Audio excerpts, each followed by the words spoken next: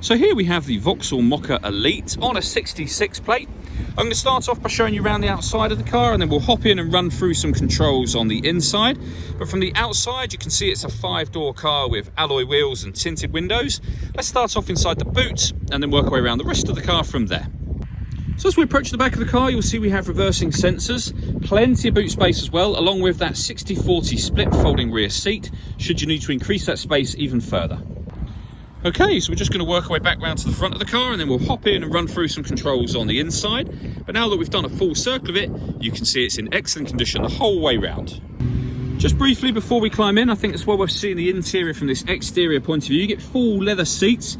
There's plenty to run through on the dashboard, so let's hop in and we'll do that right now. Okay, now that we're inside the car, we're going to start with the dials. On the left-hand side, we have the rev counter, and on the right-hand side, the speedometer.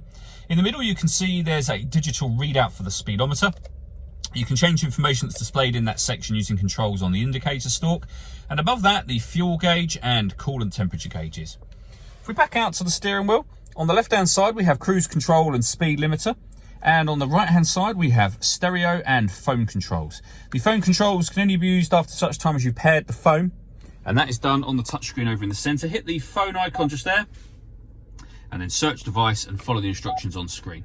When it comes to music in this car, we have AM, FM and DAB radio, USB input.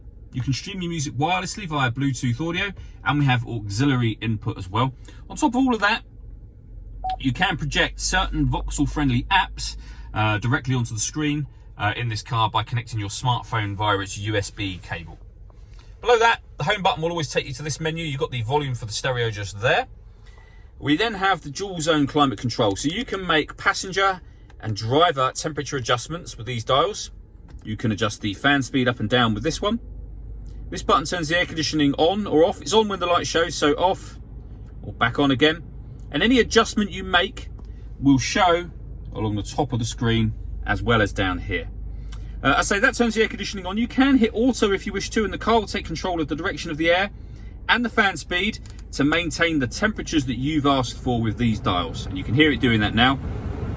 So override that, just readjust the fans and put it back on whatever setting you want, and you'll see auto has gone off. This car's also got heated driver and passenger seats, both with 3 different heat settings each, and a heated steering wheel as well. Below that, we have this cubbyhole section that opens up, and that reveals the auxiliary and USB inputs and a 12-volt charging socket inside here. And you can close that back up again. We have a 5-speed manual gearbox. All that leaves me to say is thank you for taking the time to watch this video. If you'd like to come and see the car in person and have a test drive, please feel free to call any of our MJA sites. We'd love to hear from you soon.